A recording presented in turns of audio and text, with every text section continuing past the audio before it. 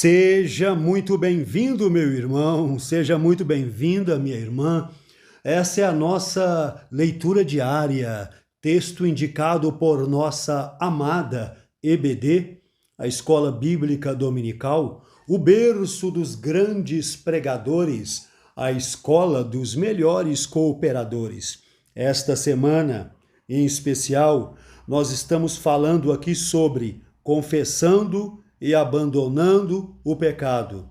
E eu gostaria de perguntar a você, na humildade, quando pecamos, confessamos a Deus o pecado, arrependemos, confessamos, mesmo sendo perdoados por Deus, fica alguma sequela? Fica alguma contraindicação? Existe alguma consequência?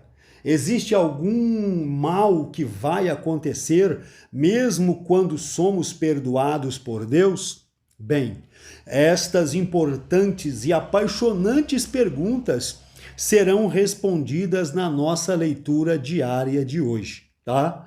Confessando e abandonando o pecado é o tema que estamos estudando a semana.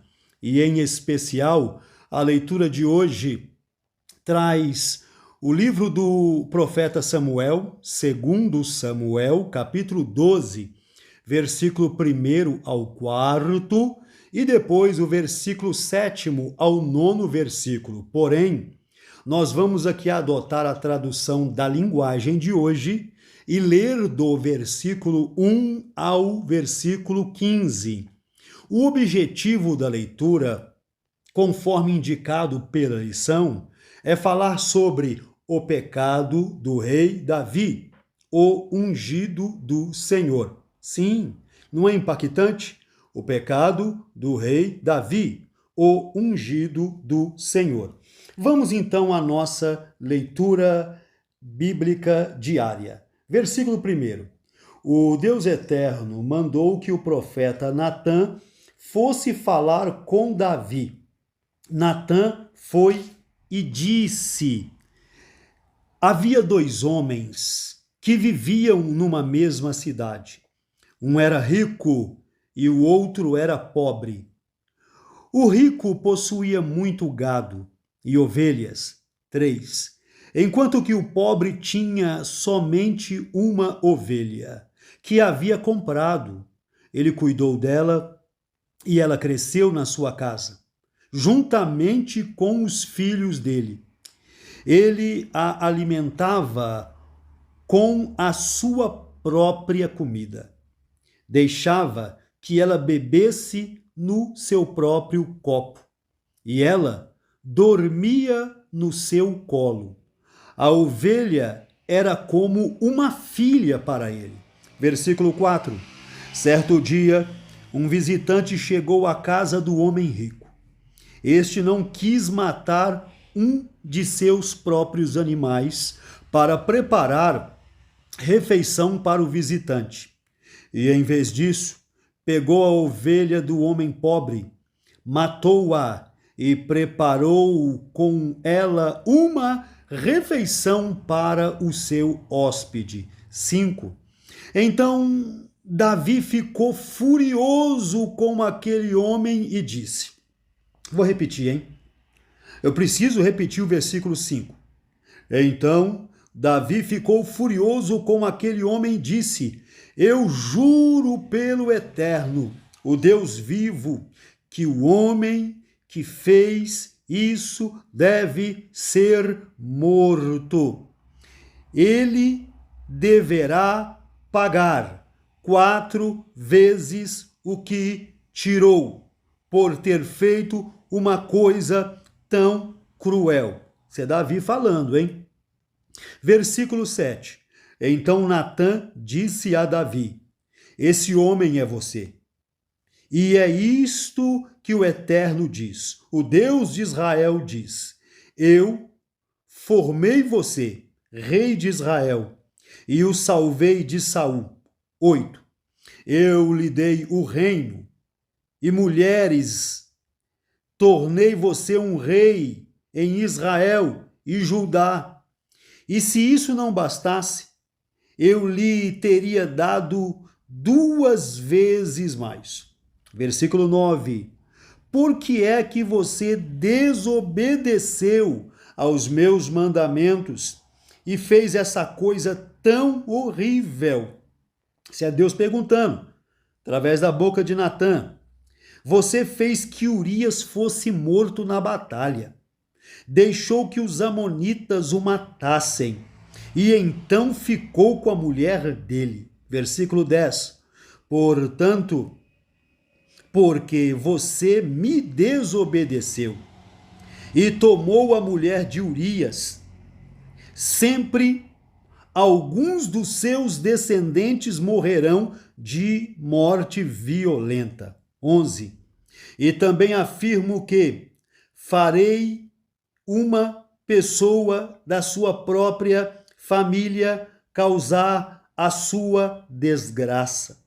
Você verá isso quando eu tirar suas esposas e as der a outro homem, e ele fará relações com elas em plena luz do dia. Você pecou escondido, em segredo, mas eu farei que isso aconteça em plena luz do dia, para que todo o povo de Israel possa ver. Então disse Davi: eu pequei contra o Deus eterno. Natã respondeu: o Eterno perdoou o seu pecado. Você não morrerá. 14. Mas porque, fazendo isso, você mostrou tanto desprezo pelo Eterno, o seu filho morrerá. Aí, então, Natã foi para a sua casa. Veja bem que situação nós estamos aqui diante dela. Bem, a simples leitura já responde às perguntas que acabamos de fazer. Mas faça-se necessário algumas observações. Entre elas, você vê Natã repreendendo o rei Davi. Ele usa um método poderoso. Ele chega contando uma história. Ele não vai logo falando: o Senhor falou que vai cobrar, castigar. A palavra dura suscita a ira. Mas ele não provocou ira no rei. Ele contou uma história. Contou uma parábola. Bem, você sabia que este é um método poderoso?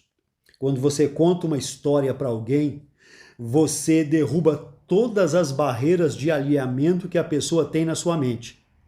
Contar uma história é um método que ninguém tem uma defesa contra ela. Bem, deixamos isso para uma outra ocasião. Comenta aí abaixo, no comentário. O que podemos aprender aqui? Primeiro, que Deus não faz acepção de pessoas. Tanto reis quanto súditos, ao pecarem, receberão, sim, suas devidas consequências. Qualquer pessoa, independente da posição que ocupa na pirâmide social, ao pecar, receberá as devidas consequências. Podem estar acima das leis humanas, mas não das leis divinas. Segunda lição que podemos aprender aqui é que até o homem mais santo é capaz de cair em um pecado terrível. Davi era ungido de Deus. Foi Deus quem disse: achei Davi, homem segundo o meu coração. Mas olha o que está acontecendo aqui. Davi está pecando horrivelmente perante o Senhor. Nossos corações são todos semelhantes. E a não ser pela graça de Deus, nós somos capazes, lamentavelmente, a todo tipo de ação vil, má, maldosa, maliciosa. Somente na medida que aprendemos a andar no Espírito, poderemos vencer e fazer cessar a obediência às concupiscências da carne. A terceira lição que podemos aprender aqui é que nenhum pecado está escondido aos olhos de Deus. Davi, conforme disse o profeta Natã, pecou em oculto, escondido. Ninguém ficou sabendo, senão ele próprio e a mulher com quem pecou. Mas Deus presenciou tudo. O que Davi fez desagradou a Deus.